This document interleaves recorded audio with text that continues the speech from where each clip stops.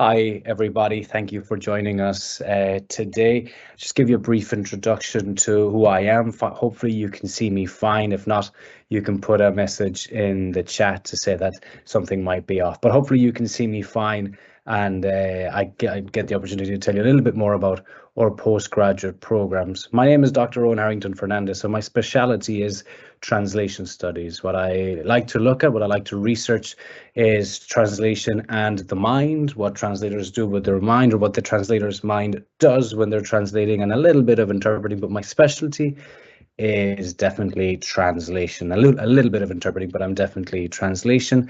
And within translation, I concentrate a lot on literary translation, the translation of aesthetic texts. So that's a little bit of a background into me and my profile, but I'm here today with a different hat on. So I'm the Postgraduate Director for Translation and Interpreting, which are 3 programs that are designed to give our students the opportunity to develop the practical skills needed to become professionals within the market. So I'm here to give you a brief introduction into those 3 programs and to give you an opportunity at the end of the presentation to ask any questions that you might have, or if you have any doubts or anything like that about anything of what I'm about to say, then we can talk about it at the end.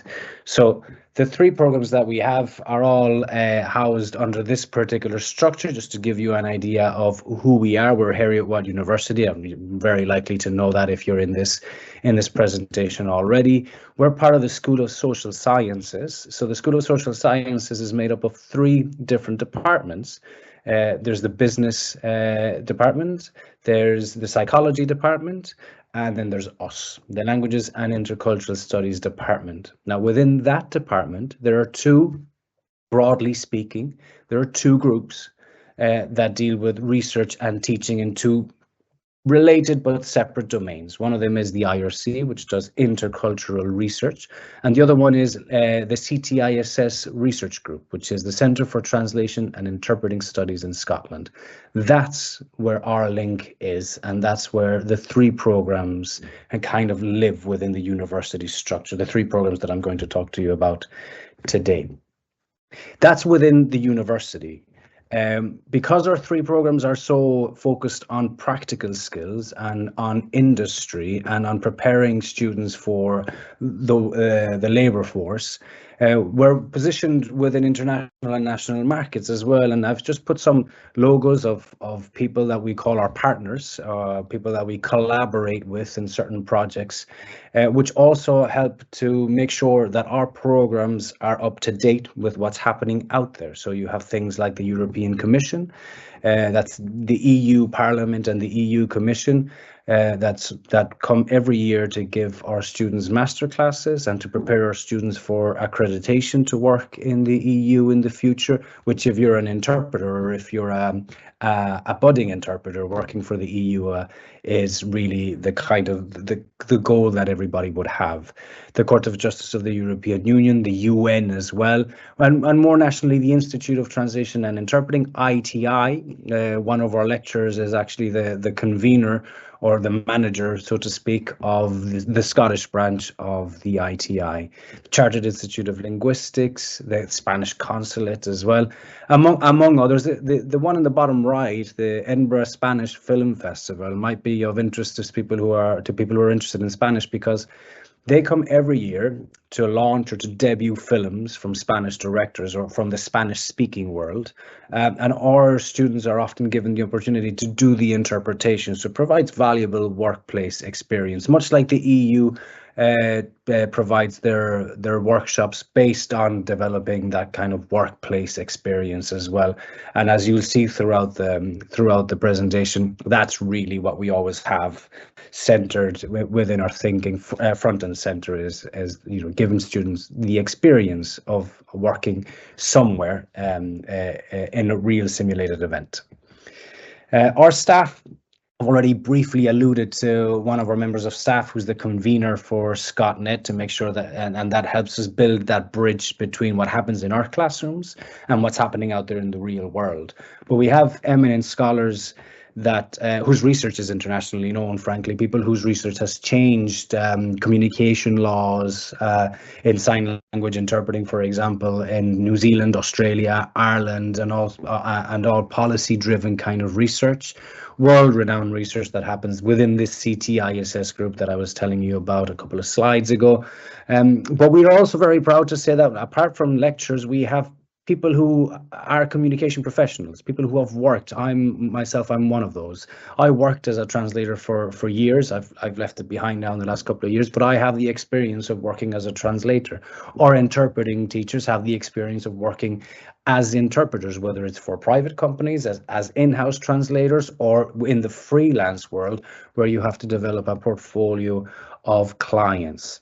So I think that's something that really for us is very important. It's part of our tradition. We've over 50 years of experience teaching translation and interpreting at postgraduate level. And we have always made sure that we have people as part of our staff that have been there, have worn the t-shirt, that kind of thing, so that we don't lose sight of what students really need to be learning in our classroom. So we are all scholars, we're all academics, but people who will be in the classroom teaching you will also be language professionals, people who can give you direct advice about what it's like to work in translation and interpreting, or in a communication adjacent career. So the three programs that I've told you, that I've mentioned earlier, and I've been promising you that I would talk about, are the MSc Interpreting and Translating, MSc Interpreting, and MSc Translating. If you've looked at the website, if you've had any kind of communication with me, or if you've been kind of interested in looking into doing a postgraduate degree with us, you'll probably already know that these are the three programs that we do. And the long and short of it at this point is to tell you that they're all geared towards building those practical skills. As you can probably guess, the MSc Interpreting has a very strong focus on interpretation. MSc Translating has a very strong focus on translation, and the MSc Interpreting and Translating mixes both. But in both, you get the development of your professional profile, as well as experience in doing a little bit of research, which is something that I'll talk about as well in a little bit. So the MSc Translating and Interpreting, our programs are all built. You're full-time. If you're full-time, you can do this part-time as well, but let's just focus on full-time now. If you're doing the MSc Interpreting full-time, you'll be doing 4 taught courses in semester 1. That's Applied Professional Skills for Conference Interpreters, which works every week in your chosen languages, in consecutive interpreting or simultaneous interpreting. Your translation practice module, or your course as we call it here, focuses on developing your translation practice across a range of text types. That includes things like instructive text, journalistic texts, legal text, literary texts. So that's where you kind of cut your teeth in the translation world. The Translation and Interpreting Studies is a more theoretically focused course. So the first two are very much practice. You're in the classroom and you're doing the translation and you're doing the interpretation. T&I studies, we call it for short, is really laying the foundations for you to get an introduction into the theoretical field. Translation and Interpreting Studies as a research field, as a collection of ideas, concepts, theories, models that help us understand what translation and interpreting is all about. And then you have an option. You'll have a menu of courses that you can choose to fill that fourth spot. Often it might be something like translation technology, subtitling, or it could be something like project management, or something from beyond links, as well as in Languages and Intercultural Studies department. So semester 2 continues very much where semester 1 leaves off. Conference interpreting continues developing your simultaneous and consecutive interpreting skills. Translation practice 2 continues developing your translation skills across a new range of texts. And you have 2 courses here, which I think really define very well what we are and who we are, what we're all about. So the first one is called Research Methods, because it's there to give you a further preparation. So if the first one, T&I Studies, was about theory, Research Methods is about teaching you how to do research. You might be interested in a particular topic. In this particular course, you're going to learn how to do what you want to do, research methods, and it prepares you. It's directly linked to what you're going to be doing in semester 3, which is a dissertation, a 12,000-word dissertation. So that's the research methods part. The other one, the fourth one, which is kind of our flagship course, and it's offered across all our programs, our T&I programs, all 3 of them, is Introduction to the Translation and Interpreting Professions. That guy that I told you about, my colleague, Ramon Inglada, who's the convener for ScotNet, he takes care of this course. This is his course, and you're not translating in it, you're not doing any interpreting in it. What you're learning to do is how to build your social media profile, how to build a portfolio of clients, how to facilitate communication across a number of different stakeholders, how to get your foot into the industry, how to do invoices, how to decide on pricing. So the very practical things that you don't often get from a postgraduate course. So that's the 2 kind of faces, the 2 hats that we wear as a department, the research methods one and the very much practice-focused introduction to the profession. So that's the interpreting and translating degree. As you'll see, we have a semester 3 dissertation, which I'll talk a little bit more about in a second. The MSc Interpreting, as you can see, has the same conference class course in semester 1, has PSI, public interpreting, which is interpreting in hospitals or in legal settings, very much public service for the NHS, for example. And you've got T&I studies again, and that option again. Semester 2, conference interpreting again, but instead of doing your translation course, as you were doing in MSc Interpreting and Translating, you're doing liaison interpreting for business. And then here again, you've got your research methods and your introduction to the translation and interpreting profession. So very similar, as you can see, but the focus is exclusively on interpreting. And then you've got the dissertation at the end. And the last one would be the MSc Translating.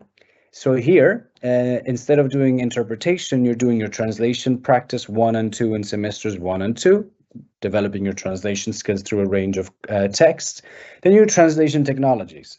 So this is where you get a license from the university to work and learn and become proficient in the kind of software that people out there in the real world, in the job market, would expect you to know how to use. So the one that we use is Stratus, which is the sort of universally accepted piece of software for translation in the translation profession.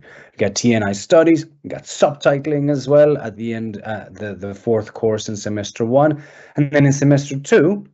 You have an option where in interpreting you have liaison for business. Here you have an option to pick a course from the portfolio of courses in the department or within the School of Social Sciences. And just like in the other 2, you have your MSc dissertation at the end of it as well. Right.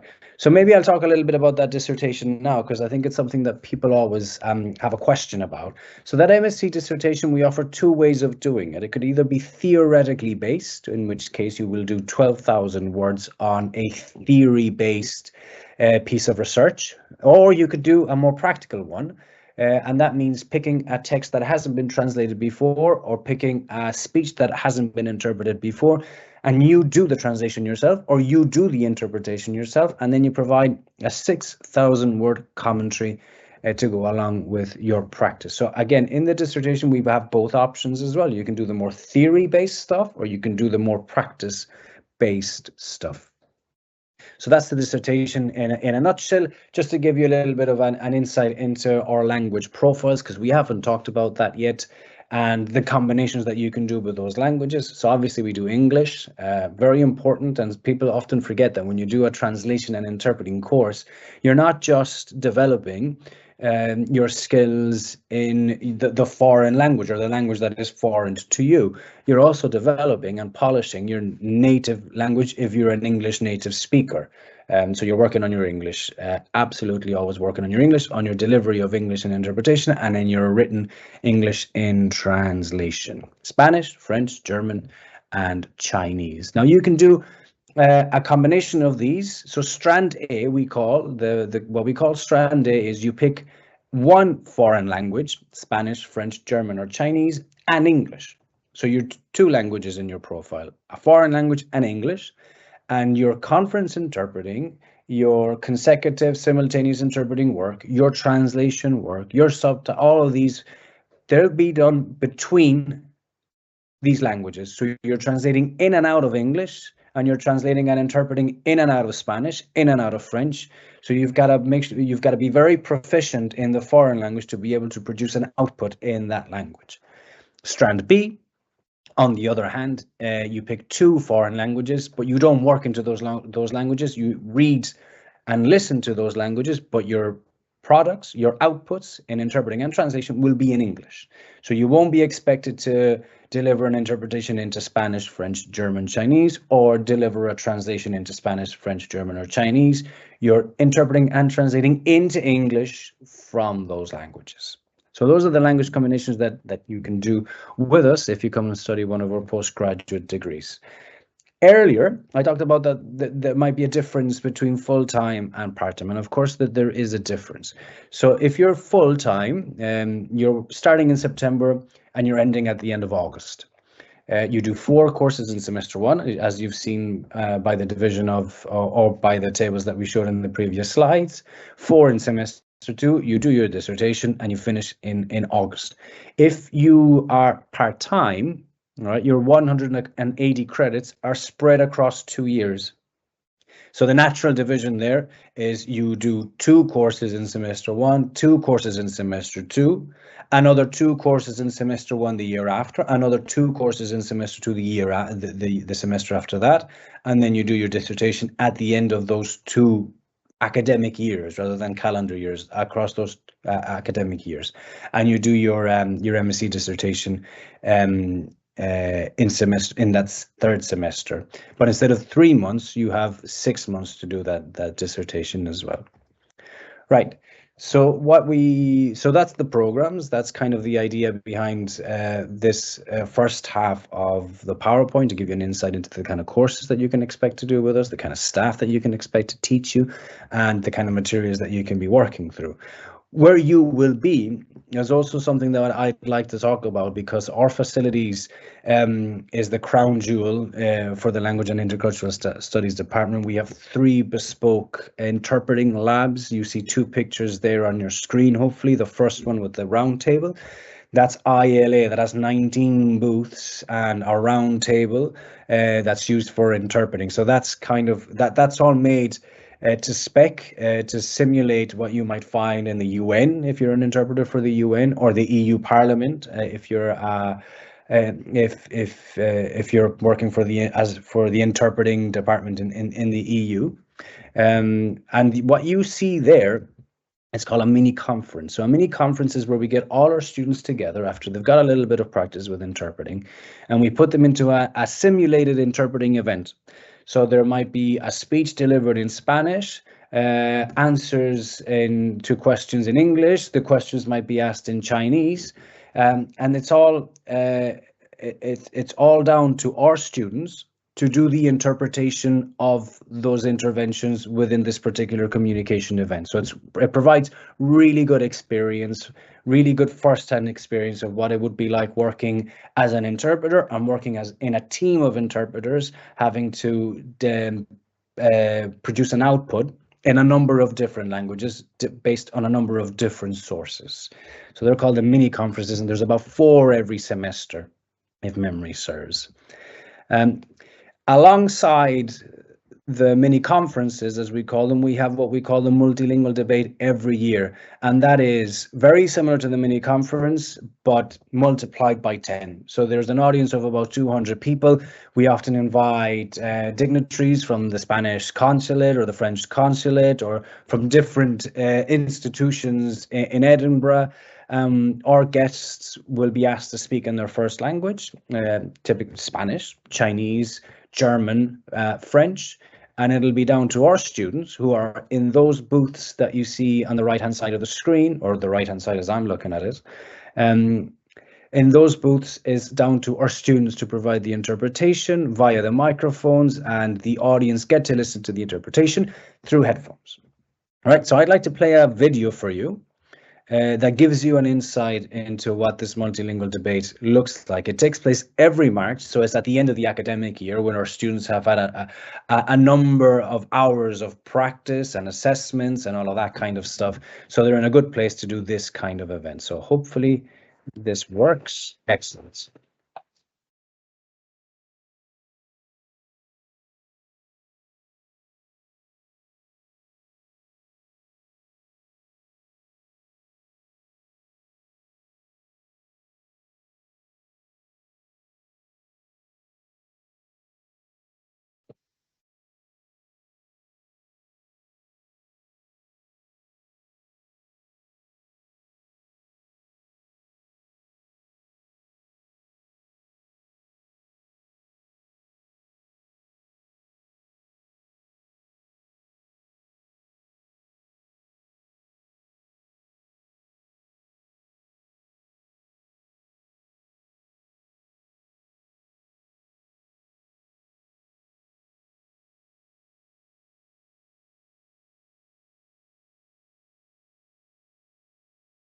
And it gives me great pleasure to welcome you all to Heriot-Watt University for our annual multilingual debate. Thanks that you come out to participate in what I think will be a very exciting debate today.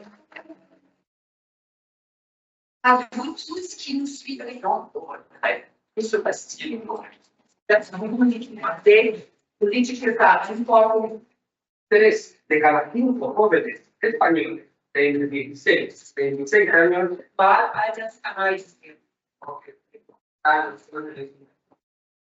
就是像他历史多少人少一点也是这样的。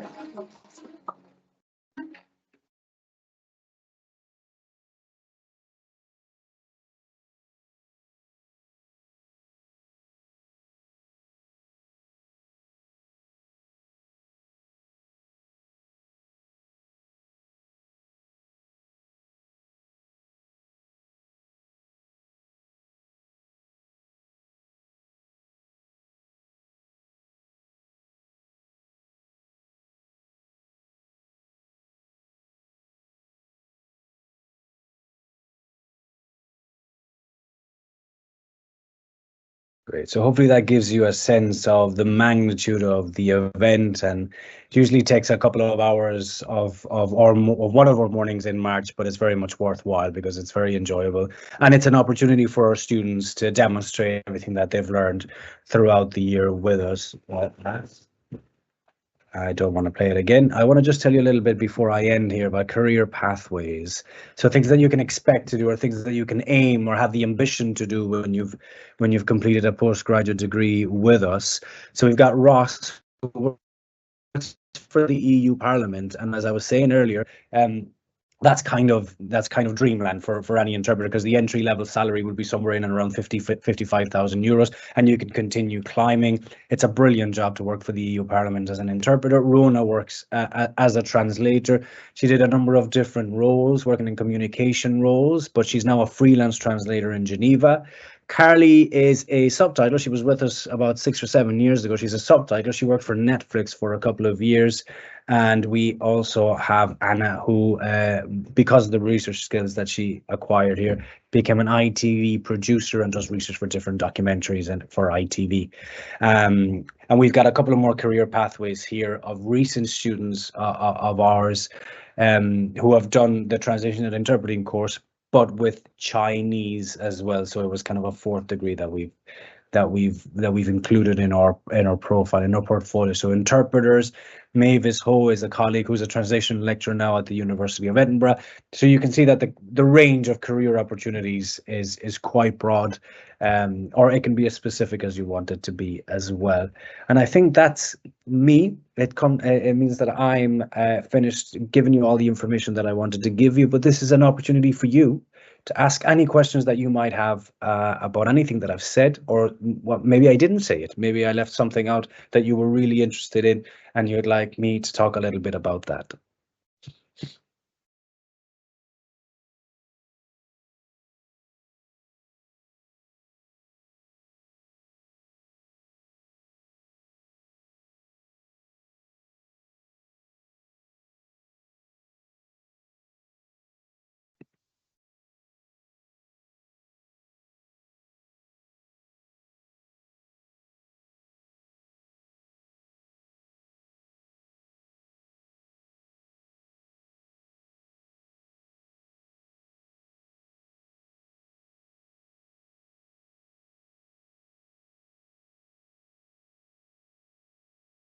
Okay, Hannah, have you got any questions on your side?